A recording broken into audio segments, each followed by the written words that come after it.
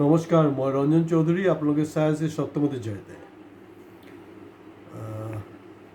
আমি আকৌ অনুৰোধ কৰিছোঁ আমাৰ চেনেলক আৰু বেছিকৈ ছাবস্ক্ৰাইব কৰক আৰু আপোনাৰ চিনাকি বন্ধু বান্ধৱী যোনে আছে আপোনালোকে তেওঁলোককো কওক ছাবস্ক্ৰাইব কৰিবলৈ।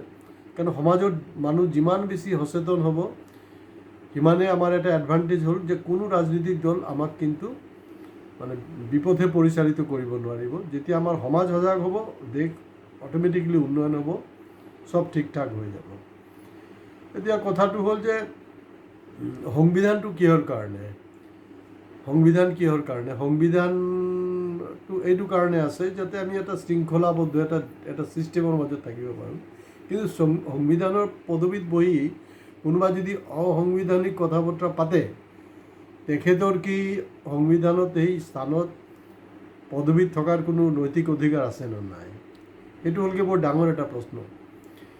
এই সূত্ৰপাত পৰা শিৱসাগৰৰ পৰা, কিন্তু এই গোটেই আন্দোলনটো বাৰু ঠিকেই আছিলে মৰলেছ, কিন্তু গোটেই আন্দোলনটোক কিন্তু এতিয়া বেলেগ ধৰণৰ এটা কালাৰ দিয়াৰ চেষ্টা হৈছে। তাৰ আঁৰত মূল ঘটনাটো হ'ল 2026 এছেম্বলি ইলেকশ্যন। বেলেগ আৰু কোনো ষ্টৰি নাই, কাৰণ চৰকাৰৰ বিফলতা মানে চূড়ান্ত হৈছে, মানুহে এইটো গম পাই আছে।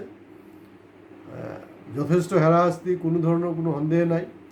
আৰু বিৰোধী দল ইতিমধ্যেই, ইণ্ডিয়া এলায়েন্স ইতিমধ্যেই মুখ্যমন্ত্ৰী যে বেআইনী সম্পত্তি, তেওঁৰ পৰিয়ালৰো যে বেআইনী সম্পত্তি, এই কথা বতৰাবিলাক অলৰেডি উদঙাই দিছে।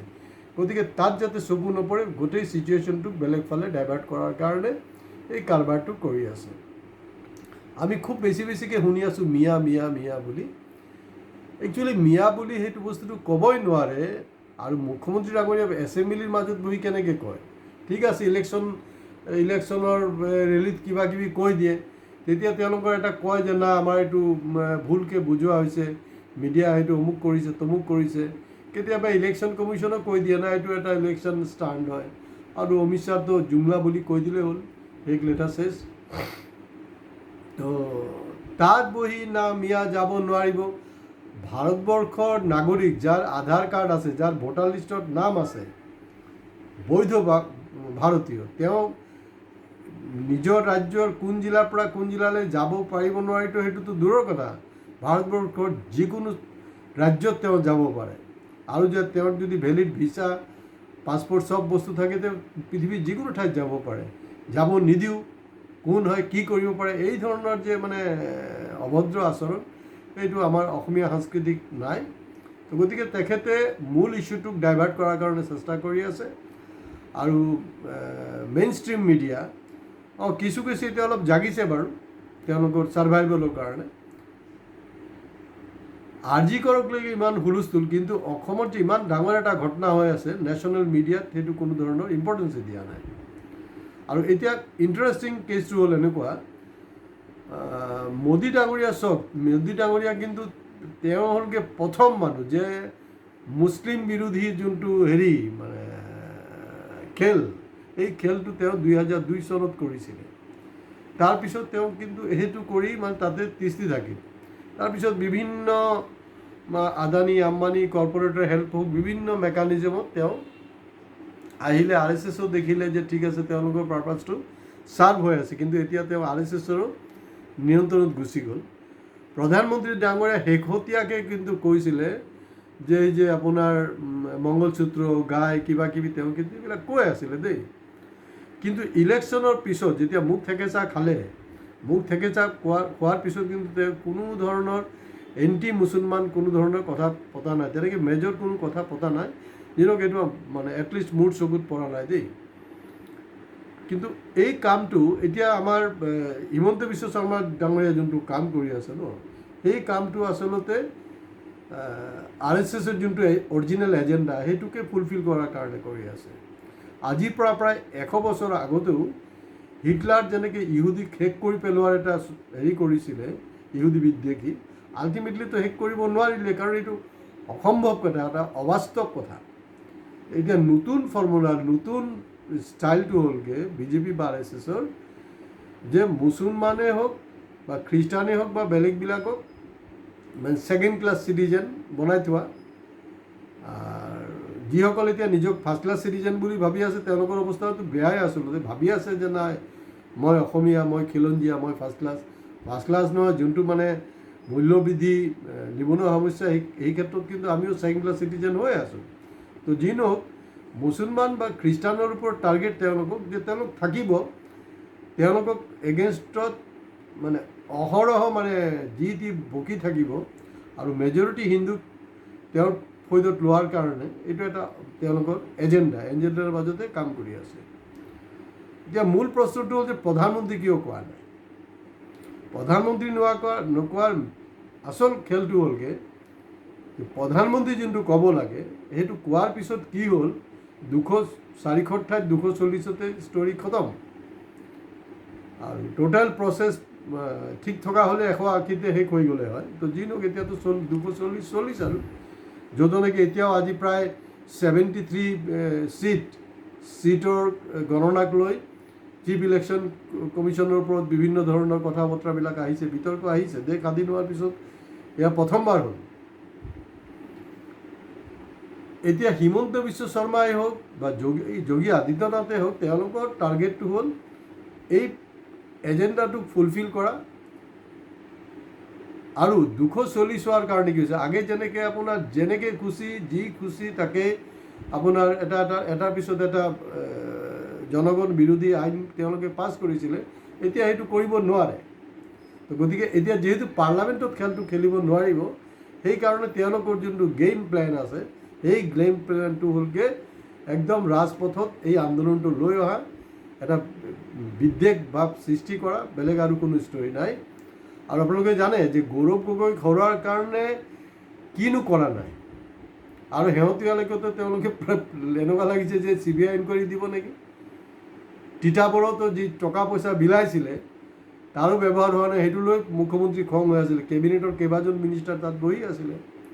এতিয়া গৌৰৱ গগৈ অল ইণ্ডিয়া কণ্টেক্সটত আৰু যোৰহাট জিকাৰ পিছত শিৱসাগৰ কণ্টেক্সটতো তেওঁ এটা বিৰাট ছাবজেক্ট, আৰু যিটো গৌৰৱ গগৈক আণ্ডাৰষ্টিমেট কৰিছিলে। ইমান দিন হিমন্ত বিশ্ব শৰ্মা ডাঙৰীয়া, বদৰুদ্দিন আজমলৰ লগত যোনটো গোপন মিতিৰালি, বা পিছতে এতিয়াতে শেহতীয়াকৈ অ'পেন মিতিৰালিটো ধৰা পৰিছেই, সেইটোৰ প্ৰত্যুত্তৰ আপোনাৰ ৰকিবুল হুছেইনে ধুবুৰী সমষ্টিত তাত তেখেতক হৰুৱাই সেইটো প্ৰমাণ কৰি দিলে। আৰু তেওঁ 10 লাখতকৈ বেছি ভোটত জিকিলে, যিটো প্ৰধানমন্ত্ৰী জিকিব পৰা নাই। যদিও প্ৰধানমন্ত্ৰী 10 লাখ ভোটৰ টাৰ্গেট আছিলে, তাত তেখেতে জিকিলে। তো গতিকে নামনিৰ মাইনৰিটিও কংগ্ৰেছৰ ফালে এইবাৰ হেৰি খাইছে, আৰু হিন্দু মানুহো কংগ্ৰেছৰ ফৈদলৈ আহিছে। কাৰণ হিন্দু মানুহ ফৈদলৈ নাহিলে, জনগোষ্ঠীয় মানুহ নাহিলে, গৌৰৱ গগৈ কোনোপধ্যে নিজিকে। আৰু নগাঁও সমষ্টিত, যোনটো সমষ্টিত এক সময়ত ৰাজেন গোহাঁই ডাঙৰীয়া বিজেপিত এবাৰ নহয় 4বাৰকৈ সাংসদ হৈছিলে, তাত কিন্তু প্ৰদ্যুৎ বৰদলৈ কণ্টিনিউৱাছলি 2বাৰ সাংসদ হ'ল। তাৰমানে হিন্দু ভোটো কংগ্ৰেছৰ ফালে আহিছে, মুছলমান ভোটো আহিছে, দুইটা ফৈদৰ পৰা আহিছে, জনগোষ্ঠীয় ভোটো আহিছে।